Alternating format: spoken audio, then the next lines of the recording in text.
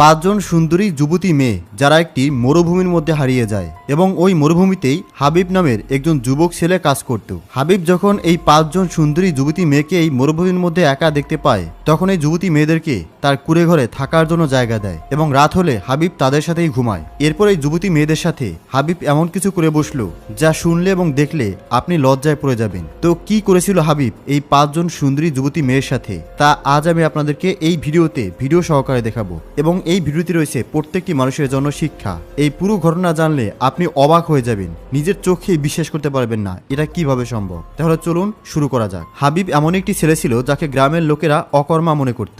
মা বাবা বলতেন বখাটে বন্ধুদের সাথে ঘুরে না বেরিয়ে কাজ কর, কিন্তু সে অকর্মা এভাবেই গ্রামের মধ্যে ঘুরে বেড়াতো। শেষে বাবা মা বিরক্ত হয়ে তাকে বিদেশে পাঠিয়ে দিলেন। বিদেশে সে একটি নির্জন মরুভূমিতে কাজ পেয়ে গেল আর সে সেখানেই কাজ করতে লাগলো। এই নির্জন বিপজ্জনক মরুভূমিতে হঠাৎ এক ঝড়ো রাতে তার কাছে সুন্দরী পাঁচজন যুবতী মেয়ে আসলো। তাদের সাহায্যের প্রয়োজন ছিল আর হাবিব তাদেরকে সাহায্য করলো। তারপর সেই পাঁচজন সুন্দরী আরব মেয়ে হাবিবের সাথে রাত কাটাতে শুরু করলো। হাবিবকে তাদের কাছে এতটাই পছন্দ হয়ে গেল যে তারা তাদের কাছে হাবিবকে চাকরি দিল এবং দ্বিগুণ বেতন দেওয়া শুরু করলো। কিন্তু প্রশ্ন হলো তারা এটা কেন করছিল? হাবিব কি তাদেরকে কোনো রকম ব্ল্যাকমেইল করেছিল নাকি তারা সত্যি হাবিবের প্রেমে পড়ে গিয়েছিল? আর প্রতি রাতে হাবিব কেন প্রত্যেকটা মেয়ের রুমে একা একা যেত? এই সব কিছু এই ভিডিওতে আমি আপনাদেরকে জানাবো। বাংলাদেশের একটি প্রত্যন্ত অঞ্চলে একটি ছোট্ট গ্রাম ছিল। সেই গ্রামেই একটি কাঁচা মাটির বাড়ি ছিল যা ছিল অত্যন্ত সাধারণ এবং দারিদ্র্যের প্রতিচ্ছবি। সেই বাড়িতেই তিনজন মানুষ বাস করত, হাবিব, তার মা এবং তার বাবা। হাবিব ছিল একজন পরিশ্রমী ছেলে, শারীরিক কাজে সে ভয় পেত না, কিন্তু তার মধ্যে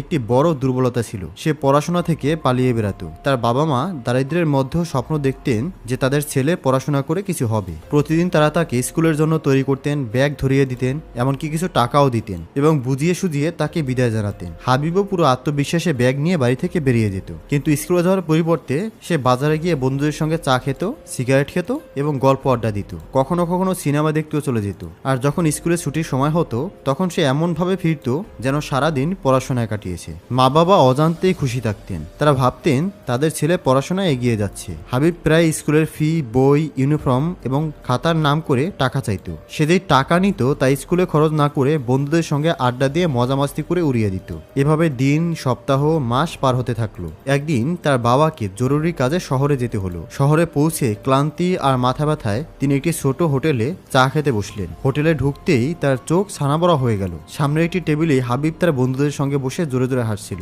চা চলছিল, কথা শুরু করে কোনো সমস্যা ছিল না। বাবাই দৃশ্য দেখে যেন স্তম্ভিত হয়ে গেলেন, হৃদয় ধক করে উঠল। তিনি কিছুক্ষণ দরজায় নির্বাক দাঁড়িয়ে রইলেন, তারপর ধীরে ধীরে পায়ে পায়ে হাবিবের কাছে গিয়ে বসলেন। হাবিবের দৃষ্টি বাবার দিকে পড়তেই তার মুখের রং উড়ে গেল, হাত পা কাঁপতে লাগলো।